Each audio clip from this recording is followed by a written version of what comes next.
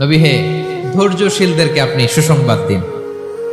ধৈর্যশীলদেরকে সুসংবাদ দিন, তার মানে বিপদে ধৈর্য ধারণ করতে হবে। প্রিয় ভাইয়েরা, ইন্নামাস সাবরু ইনদা সাদামাতিল উলা।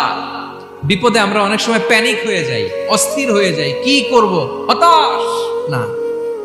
মুমিনরা হতাশ হয় না, ধৈর্য ধারণ করে। কি করে? কি করে? ধৈর্য ধারণ করার শক্তি দাও গো মেহেরবান আমায়, দাও গো মেহেরবান। পড়েন, ধৈর্য ধারণ করার শক্তি দাও গো মেহেরবান আমায়, দাও গো মেহেরবান। সবাই বলুন একসাথে, ধৈর্য ধারণ করার শক্তি দাও গো মেহেরবান আমায়, দাও গো মেহেরবান। বুকের ভেতর ব্যথার নদী বইছে অবিরা, বইছে বইছে অবিরা। পড়ুন, ধৈর্য ধারণ করার শক্তি দাও গো মেহেরবান আমায়, দাও গো মেহেরবান। পড়েন আমিন। আল্লাহ যেন বিপদে আমাদেরকে ধৈর্য ধারণ করার তৌফিক দান করে। প্রিয় ভাইয়েরা, ধৈর্য এটা এমন একটা গাছ, যে গাছের সারা গায়ে কাটা, কিন্তু এই গাছের ফলটা বড় সুস্বাদু। আই রিপিট, আমি আবার বলছি, ধৈর্য এটা এমন একটা গাছ, যে গাছের সারা গায়ে কাটা, কিন্তু ফলটা বড় মিষ্টি, ফলটা বড় সুস্বাদু। সবাই ধৈর্য ধারণ করতে পারে না। বিষ্ণু ইসলামকে আল্লাহ তাআলা নানা সময় আশ্বস্ত করেছেন, সান্ত্বনা দিয়েছেন, আর ধৈর্যের বাণী শুনিয়েছেন। আল্লাহ বলেন, ফাসবির কামা সাবারা উলুল আজমি মিনার রাসূল। নবী হে, আপনার আগে দৃঢ় প্রত্যয়ী নবীরা যেরকম ধৈর্য ধারণ করেছে, আপনিও ধৈর্য ধারণ করুন।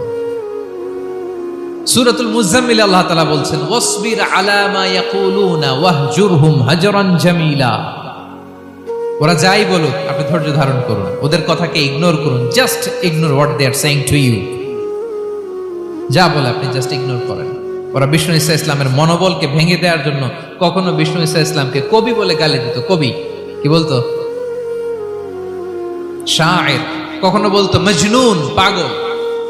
নাউজুবিল্লাহ পড়বেন না? পাগল বলে গালি দিত। মাঝে মাঝে বলতো কাহিন, গণক। মাঝে মাঝে বিষ্ণু ঈসা ইসলামকে তারা বলতো আবতার, লেস কাটা। মুহাম্মদ, তোমার ছেলে নাই, তোমার বংশ নির্বংশ হয়ে গেছে, তোমার নাম নেয়ার মতো কেউ নাই। আহা, কপাল পোড়া। গোটা বিশ্বব্যাপী বিষ্ণু ঈসা ইসলামের সুনাম সুখ্যাতি ছড়িয়ে দিয়েছে কে?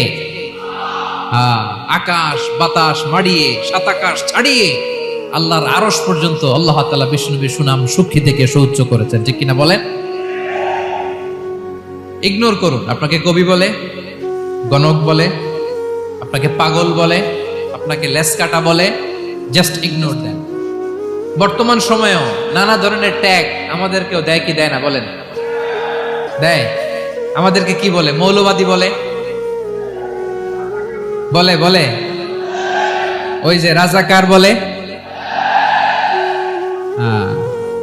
রাজাকার রাজাকার খেলার দিন শেষ।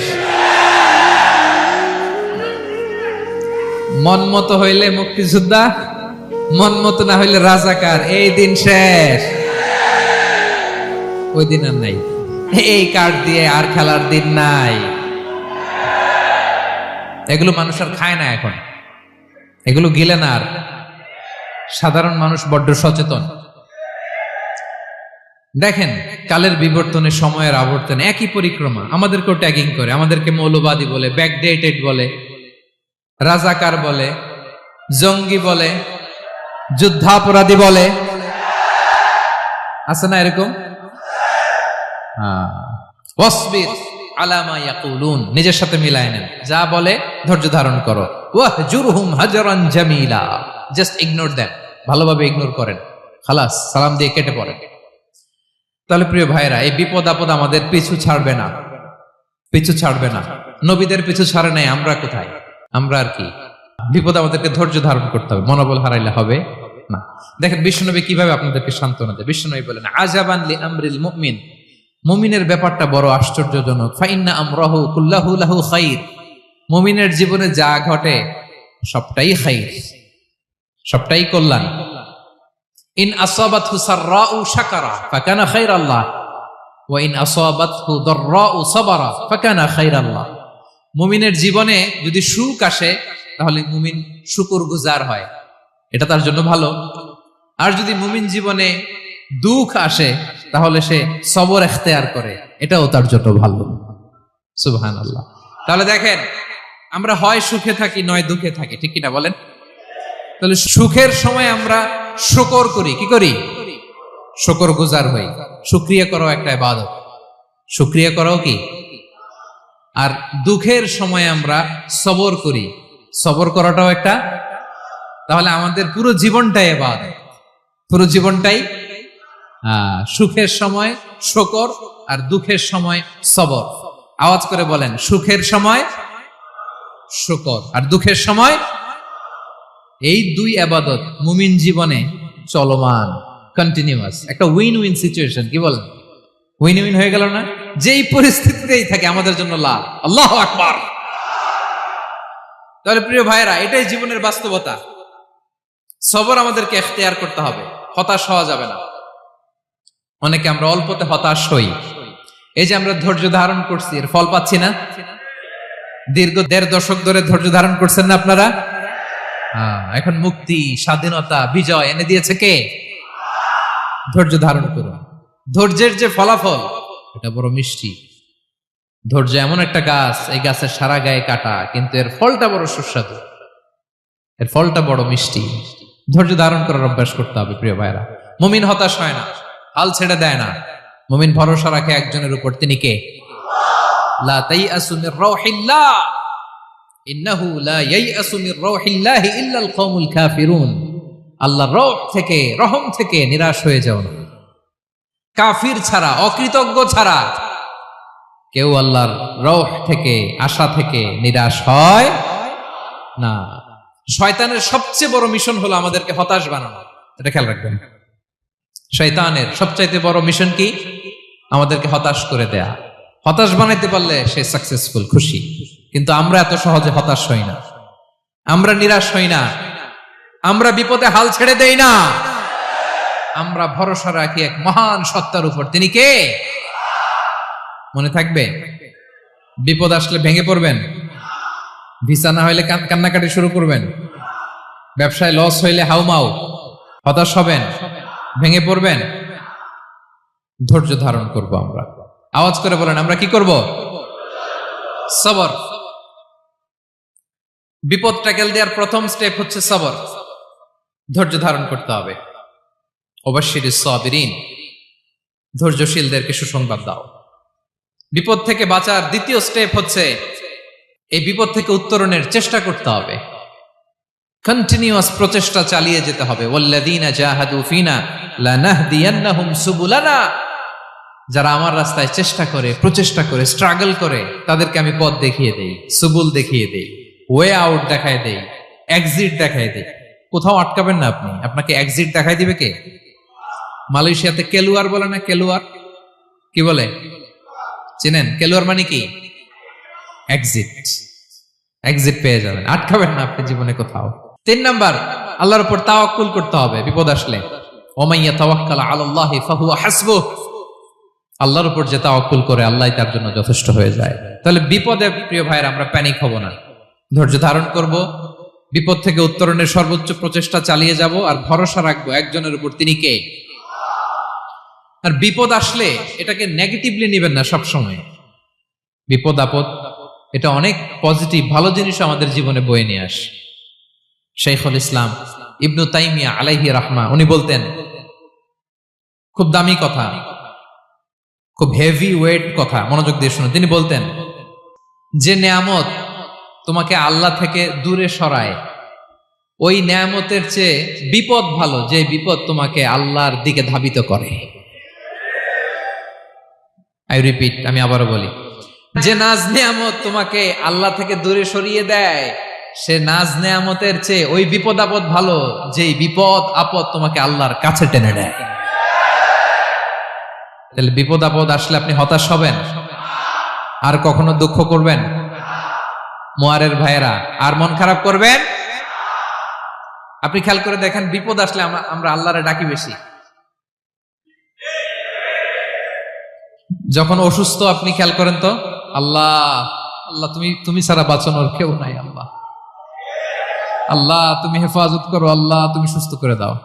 যখন লাইফ থ্রেট, দেখেন আপনি গুম হয়ে যেতে পারেন, আপনার কারাবন্দি করতে পারে, এরকম একটা বিপদের মধ্যে আছেন, তখন খেয়াল করেন তো আল্লাহর সাথে আপনার কানেক্টিভিটি, রিলেশনশিপটা কতটা ডেভেলপ হয়।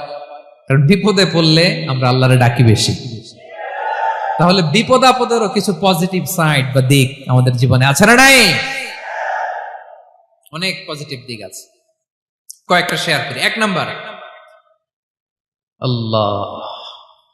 নাম্বার পজিটিভ সাইড তো বললাম, ইমাম ইবনু তাইমিয়া যেটা বললেন। এরপরে হচ্ছে মাঝে মাঝে আল্লাহ তাআলা আমাদের মর্যাদাকে আপগ্রেড করতে চায়, এলিভেট করতে চায়। আপনি ধরেন কোন একটা এয়ারলাইন্সের রেগুলার প্যাসেঞ্জার টিকিট কাটেন, মাঝে মাঝে হঠাৎ করে দেখবেন কাউন্টারে গেলে তারা বলে you are upgraded to business class, অথবা you are upgraded to first class. যেহেতু রেগুলার প্যাসেঞ্জার, অনেক মাইলস জমা হয়েছে, আপগ্রেড করে দেয়। আল্লাহ তাআলা মাঝে মাঝে চায় তিনি আমাদের মর্যাদাকে, র্যাঙ্ক, এটাকে আপগ্রেড করবেন। কিন্তু আমার যে আমল আখলাকের অবস্থা, ওইটা দিয়ে ওই আপগ্রেড র্যাঙ্কে যাওয়ার সুযোগ নাই। বুঝতেছেন কথা? আল্লাহ চায় আমার লেভেল একটু আপ করতে, কিন্তু আমার আমলের যে অবস্থা, এতে আমি ওখানে যাই না। তখন আল্লাহ কিছু বিপদ আপদ দিয়ে, পরীক্ষা দিয়ে বান্দাকে টেস্ট করে। ওই পরীক্ষায় যদি উত্তীর্ণ হন, সাথে সাথে আল্লাহ তাআলা আপনার লেভেল বা র্যাঙ্ক আপগ্রেড করে দেয়। সুবহানাল্লাহ পড়বেন না? তাহলে লাভ না লস? আওয়াজ করে বলেন, লাভ না লস? মুমিন জীবনের সব লাভ। যত বিপদ আপদ আপনাকে স্পর্শ করে, প্রতিটাতেই আপনার জন্য কল্যাণ। বিষ্ণু ইসলাম বলেন, মা ইউসিবুল মুসলিমা মিন নাসাবিন ওয়ালা ওয়াসাবিন ওয়ালা হাম্মিন ওয়ালা হুজনিন ওয়ালা আযান ওয়ালা গাম্মিন হাত্তা শাওকাতি ইউশাকুহা ইল্লা কাফফারাল্লাহু বিহা খাতায়া। আপনার জীবনে যত দুঃখ, যত যন্ত্রণা, যত টেনশন, যত অ্যাংজাইটি, যত ইনজুরি, এমনকি গোলাপ ফুল পাড়তে যে ওখানে যে কাটা বাঁধছে, বরই খেতে যে বরই গাছে ওঠার পরে যে একটা কাটা বিঁধছে আপনার হাতে, এর কারণে আল্লাহ তাআলা আপনার গুনাহ মাফ করে দেয়। সুবহানাল্লাহ। তাহলে বিপদ আপদ দিয়ে আল্লাহ বান্দার মর্যাদাকে আপগ্রেড করে। বিপদ আপদে ফেলে আল্লাহ তাআলা বান্দার পাপ মোচন করে। বিপদ আপদ দিয়ে আল্লাহ তাআলা বান্দার শাস্তি মওকুফ করে। এমন পাপ করছেন, এটার জন্য শাস্তি বরাদ্দ হয়ে গেছে, কিন্তু আল্লাহ তাআলা ওই শাস্তি থেকে মাঝে মাঝে আপনাকে বাঁচাতে চায়, তখন কিছু বিপদ দিয়ে বান্দারে পরীক্ষা করে। উত্তীর্ণ হলেই আল্লাহ তাআলা ওই শাস্তিকে মওকুফ করে দেয়। তাহলে আসুন সামারি করি, পুরো আলোচনাটার সামারি করি। বিপদ আপদ, পরীক্ষা, স্ট্রাগল, কষ্ট, এটা সুন্নাতুল্লাহি ফিদ দুনিয়া। এই দুনিয়ায় আল্লাহর সুন্নাত, এর বাইরে কেউ যেতে পারে না। ইভেন নট দ্য মেসেঞ্জার্স, নবীরাও না। আজকের আলোচনায় শুনছেন না নবীদের জীবন দিয়ে কি গেছে, ups and downs, test and trial, নবীরাও না। তাহলে এটা আমাদের মাইন্ডসেটের সাথে সেট আপ করে নিতে হবে যে অতীতে, বর্তমানে, ভবিষ্যতে বিপদ আপদ মুক্ত এই পৃথিবীতে কেউ থাকবে না। পারবেন? হ্যাঁ, এটা মাইন্ডসেটে নিয়ে নিতে হবে যে এটাই জীবন, বিপদ আপদ দিয়ে আল্লাহ পরীক্ষা করবেন। এটাই পৃথিবী। চির সুখ, চির শান্তি এই পৃথিবীতে খুঁজলেই পাওয়া যায় না। শুরুতে বলছিলাম না, চির সুখ, চির শান্তি। বলেন তো, এটা কি দুনিয়ার ফিচার না জান্নাতের ফিচার? জান্নাতের ফিচার দুনিয়ায় খুঁজলে পাওয়া যাবে? যাবে না। তাহলে আজকের আলোচনার 1 নাম্বার লেসন হচ্ছে বিপদ আপদ এটা সুন্নাতুল্লাহি ফিদ দুনিয়া। এই দুনিয়া আল্লাহর সুন্নাত, এটা থেকে মুক্তি পাওয়ার কোনো সুযোগ নাই, নবীরাও পায় নাই। 2 নাম্বার লেসন, বাঁচার যেহেতু সুযোগ নাই, we have to face it with patience, intellect and tawakkul. বিপদে অস্থির হওয়া যাবে না, এটাকে ফেস করতে হবে উইথ পেশেন্স, ধৈর্যের সাথে। বিপদ আমরা মোকাবেলা করব কিসের সাথে? ধৈর্য। প্যানিক হবেন না, অস্থির হবেন না, ধৈর্য ধারণ করবেন। উইথ ইন্টেলেক্ট, আল্লাহর দেয়া আপনার ইন্টেলেক্ট খাটিয়ে এই বিপদ উত্তরণের, সর্বান্তকরণের চেষ্টা প্রচেষ্টা আপনার চালায় যেতে হবে। আর সবশেষে আত-তাওয়াক্কুল আলাল্লাহ, ডিপেন্ডিং অন আল্লাহ, ভরসা করব কার উপর? আল্লাহর উপর। পারা যাবে তো? আচ্ছা, দুইটা লেসন গেল। 3 নাম্বার লেসন হচ্ছে আমাদের ছেলে মেয়েদেরকে we have to educate our child regarding the test and trial in this দুনিয়া। দুনিয়ার এই বিপদ আপদের ব্যাপারে আমাদের ছেলে মেয়েদেরকে শেখাতে হবে, বুঝাতে হবে। ওরা ছোট মানুষ তো অস্থির হয়ে যায়, আব্বু আমার সাথে কেন এমন হয়, আমারই শুধু পেন্সিল চুরি হয়, আমারই শুধু এটা হয়, আমি পরীক্ষায় খারাপ করি, আমি ব্যথা পাই, আমার এই আমার সেই। ছোট মানুষ তো বুঝে না।